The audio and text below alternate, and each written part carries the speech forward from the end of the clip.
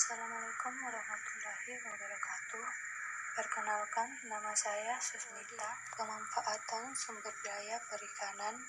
Jadi, saya akan menjelaskan mengenai perbedaan penyuluhan model dahulu versus zaman kemajuan teknologi informasi.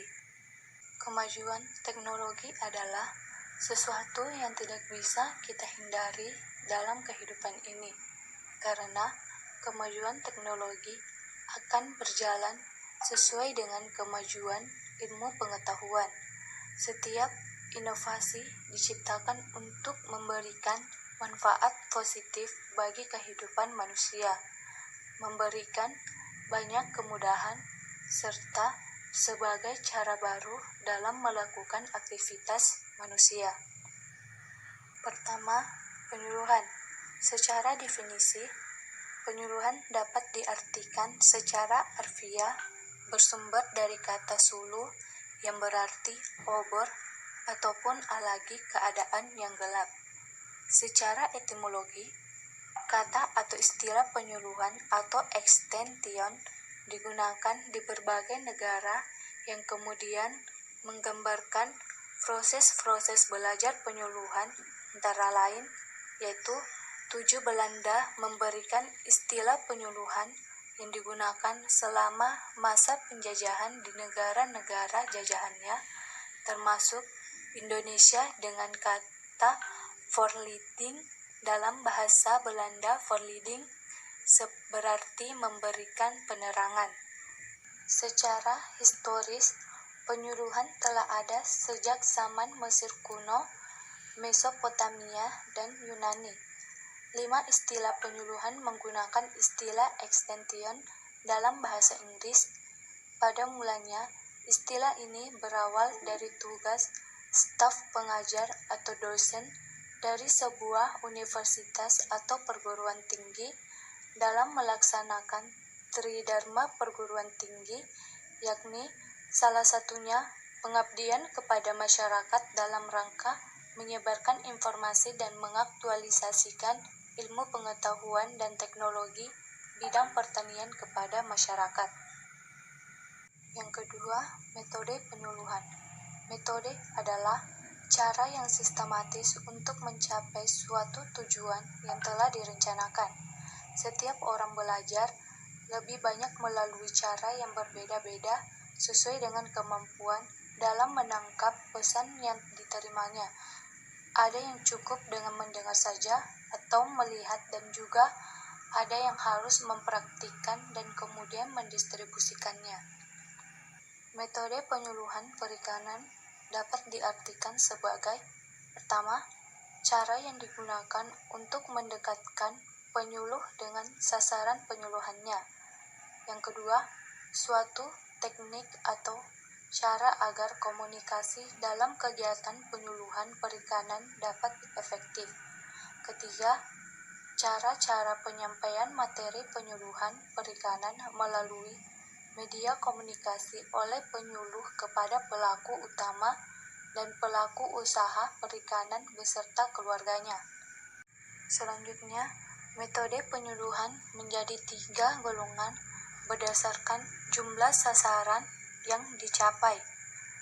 Pertama, metode berdasarkan pendekatan perseorangan seperti anjangsana, surat menyurat, kontak informal, undangan, hubungan telepon, dan magang.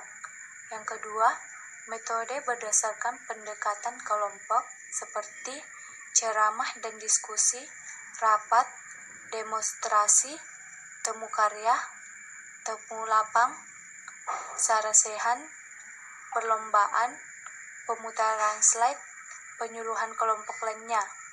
Yang ketiga, metode berdasarkan pendekatan massal seperti rapat umum, siaran melalui media massa, pertunjukan kesenian rakyat, penerbitan visual, pemutaran film. Dunia saat ini telah memasuki era masyarakat informasi yang berhubung dengan dunia virtual. Tak hanya di perkotaan, fenomena ini juga sudah jamak dijumpai di kawasan perdesaan. Hal ini karena teknologi digital merupakan keniscayaan, tidak dapat dibendung dan tidak pula dipungkiri kemajuannya. Ketika dahulu, penyuluh masih memanfaatkan metode lama yang harus bertatap muka dan masih menggunakan media konvensional seperti televisi dan radio. Kemajuan teknologi informasi menghasilkan kemudahan bagi penyuluh dan masyarakat. Mereka kini tak lagi harus bertemu, melainkan sudah bisa berinteraksi secara intens lewat beragam medium. Medium-medium seperti website, media sosial, aplikasi digital yang notabene merupakan produk dari teknologi informasi menjadikan penyuluhan kini telah sampai di era virtual. Ketiga, dampak metode penyuluhan di era sebelum berkembangnya teknologi informasi dan setelah berkembangnya teknologi. Metode penyuluhan model dahulu. Dampak positif. Pertama, penyuluhan identik dengan kegiatan lapang yang mengharuskan tatap muka antara petani dan penyuluh. Yang kedua, petani adalah subjek yang dianggap tidak memiliki pengetahuan. Dampak negatifnya, pengetahuan mendepankan prinsip hidup untuk hidup bersama, menanggung masalah bersama, dan mencari solusi bersama atau komunal.